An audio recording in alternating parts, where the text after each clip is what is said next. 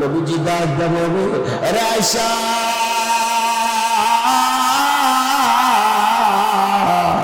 সর্বদামি পান্তর বলা ভয়াবহ খবর আমার কাছে আসে জাহান্নামের আগুন জ্বলন্ত আগুনে আমার গুনাহগার উম্মতদেরকে ছেড়ে দিলে আমার উম্মতেরা সইতে পারবে না। আমার আপনার নবী রাহমাতুল লিল আলামিন শুধু উম্মতি উম্মতি বলে যখন কান্দে আল্লাহ রাব্বুল আলামিন তখন জিবরাইল ফেরেশতাকে ডাক দিয়ে বললেন, এই জিবরাইল যাও গো যাও, আমার নবী রাহমাতুল লিল আলামিনের কাছে যাও, আমার নবীকে বলো গো তার উম্মত যদি মরণের 1 বছর আগে তওবা করে আমি আল্লাহ তার পিছনের গুনাহ মাফ করে দেব। মরণের 1 বছর আগে তওবা করলে কিসের সব গুনাহ আমি আল্লাহ মাফ করে দেব। জিবরাইল তো হুজুর সুসংবাদ কিসে 1 বছর আগে মরণের আপনার উম্মত যদি তওবা করে কিসের সব গুনাহ মাফ। আমার আপনার নবী ডাক দিয়ে বললেন, এই জিবরাইল এই 1 বছর অনেক লম্বা সময় না। আল্লাহ রাব্বুল আলামিন আল্লাহ তখন জিবরাইলকে ডাক দিয়ে বললেন, রে জিবরাইল যাও তুমি আমার নবীর কাছে আমার সালাম বলো, আর নবীকে বলো নবী যেন আর না কান্দে, নবীকে বলো বলো আমার নবীর উম্মত যদি মরণের 6 মাস আগে তওবা করতে পারে আমি আল্লাহ তার পিছনের গুনাহ খাতা মাফ করে দেব। জিবরাইল বলার পরে আল্লাহর নবী রাহমাতুল লিল আলামিন তখন জিবরাইলকে বললেন, কি গো জিবরাইল আমি মানি না মানব না, 6 মাস অনেক লম্বা সময়। আল্লাহ রাব্বুল আলামিন আমি জিবরাইল ফেরেশতাকে ডাক দিয়ে বললেন, ও জিবরাইল আমার নবীকে বলো নবীর উম্মত যদি মরণের 1 মাস আগে তওবা করে আমি তার পিছনে সব গুনাহ খাতা মাফ করে দেব। জিবরাইল যখন আমার আপনার নবীর কাছে বলেছে নবীজি তখন ডাক দিয়ে বললেন, এই জিবরাইল 1 মাস অনেক লম্বা সময়, না 1 মাস অনেক লম্বা সময়। আল্লাহ রাব্বুল আলামিন আমি জিবরাইলকে তখন ডাক দিয়ে বললেন, ওরে জিবরাইল আমার নবীকে বলো আমার নবীর উম্মত যদি মরণের 1 দিন আগে তওবা করে আমি আল্লাহ তার পিছনে সব গুনাহ খাতা মাফ করে দেব। আল্লাহ পাক রব্বুল আলামিনের কাছে এই খবর পায় জিবরাইল আলাইহিস সালাম এবার আমার আপনার নবীর কাছে বললেন, ওগো নবীজি আপনার উম্মত যদি মরণের 1 দিন আগে তওবা করে পিছনের 80 বছর 70 বছর যত বছর গুনাহ হয়ে গেছে আল্লাহ রাব্বুল আলামিন তার গুনাহ খাতা সব মাফ করে দিবে। নবীজি ডাক দিয়ে বললেন, হে জিবরাইল 1 দিন লম্বা সময় না না আমি মানলাম। জিবরাইল আল্লাহ রাব্বুল আলামিনকে বললেন, ওগো আল্লাহ তোমার বন্ধু 1 দিন মানে না না। আল্লাহ রাব্বুল আলামিন বললেন, জিবরাইল আমি আমার নবীর জন্য আগে বলে দিয়েছি ওয়ালা সাউফা ইউতিকা রাব্বুকা ফাতারদা, আমি নবীকে খুশি করে সারব। জোরে বলুন সুবহানাল্লাহ। নবীর আমি যেভাবে খুশি করব, নবী যতক্ষণ খুশি না হবে আমি ততক্ষণ নবীর খালি দিতেই থাকবো।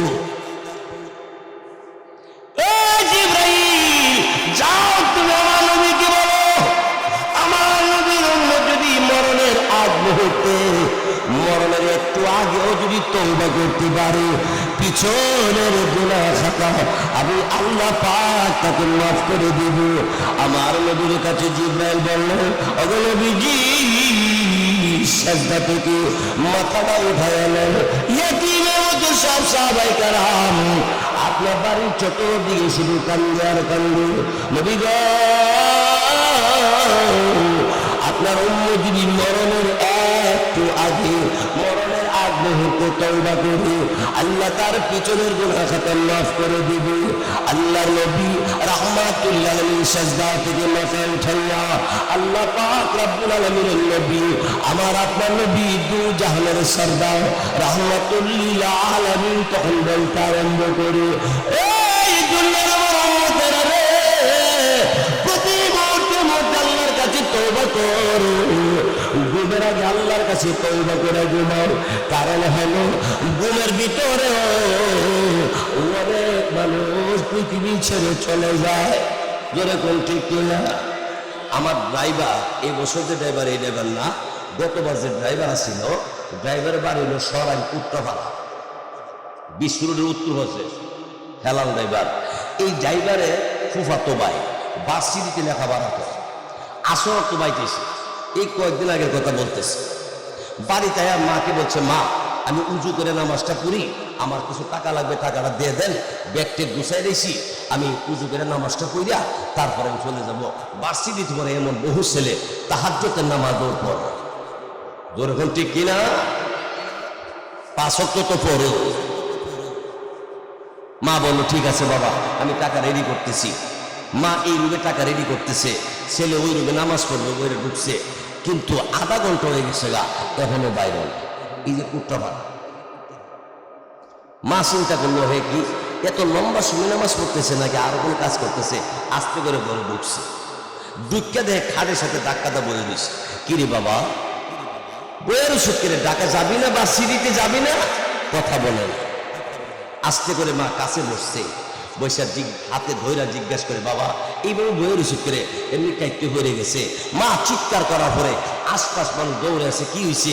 আমার ছেলে বাসিটি থেকে আসছে, একটু পরে ঢাকা চলে যাবে, টাকা নিবে, ব্যাগটে গুছাইছে, এখন এই অবস্থা কেন? তাড়াতাড়ি করে গাড়িটি বইরা ব্রাহ্মণবাড়িয়া সদর হাসপাতাল নিয়ে আসছে। ডাক্তাররা চেক আপ করে বলে আধা ঘন্টা আগেই মারা গেছে। এটার নাম হইল দুনিয়া, এটার নাম দুনিয়া।